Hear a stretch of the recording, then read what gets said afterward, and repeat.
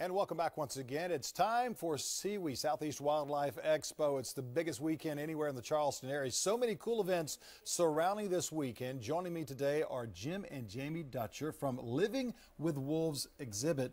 Welcome, guys. Tell us first. Now, I understand you guys lived with wolves for 6 years. We've got 4 minutes to talk about that. but tell us the experience of living with wolves for 4 years. It was cold. We lived in the mountains of Idaho, and we studied their social behavior. Wolves are like elephants and dolphins and the great apes. They are social animals. They get along as families. They educate their young. They're amazing, and nobody really talks about their caring added behavior. They're very family oriented, both the male and the female, right? They are. It's a pack is a family.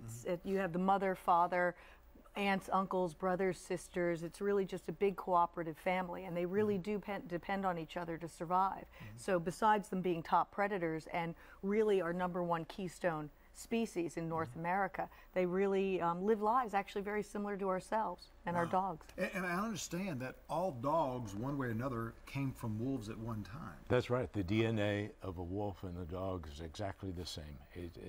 And their emotions, and it's the same animal. They care about their injured, they mourn their lost ones, and that's something no one really could see in the wild, because we got into their pack by living with them. That sometimes comes from the howling too. Is the losing one of their young, or losing a mate of some sort? Is that correct? Yeah, you know, howling can be a very exuberant time for wolves. They'll gather together and kind of celebrate pack solidarity. But also, like, we had an experience where a mountain lion had gotten into our situation and had killed an Omega wolf, and the pack mourned.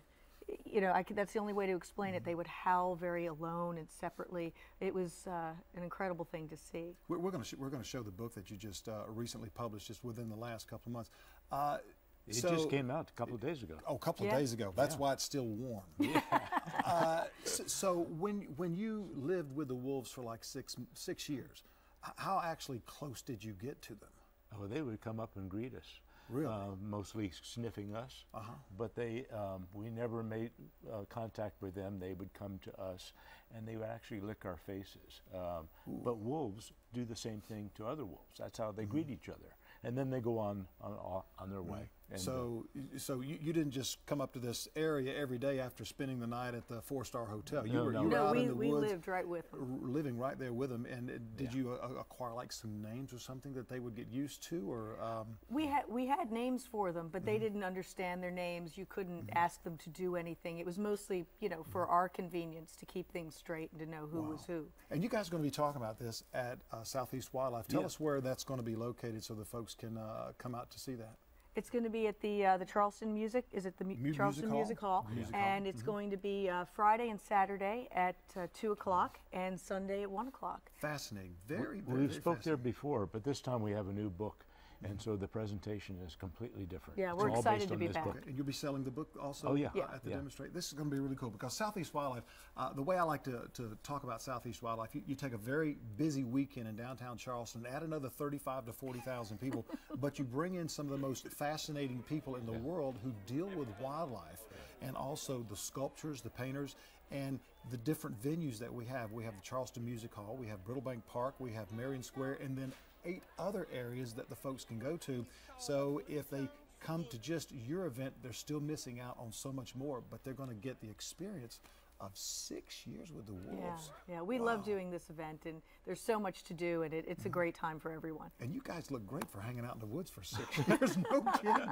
Oh my gosh, that is wonderful. Hey, we've got a giveaway we want to talk about as well. Be the first or second caller at 849-2535 right now to win 2 3-day general admission passes to Southeastern Wildlife Expo this weekend. It starts the 15th, which is Friday, and all the way through Sunday at various venues around the Charleston. General admission tickets Also include entrance to Sewe venues and exhibits during the show hours. You'll also win a framed Sewe poster.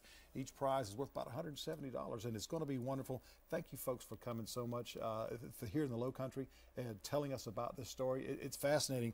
I want to get one of these books myself, but you can get one of these books again on Friday at the Charleston Concert Hall, correct? Yeah. And Saturday and Sunday. Saturday and Sunday as well. Thanks, guys. We appreciate it. Thanks for coming in. Thank you. Okay. We're back in just a moment. Stay with us.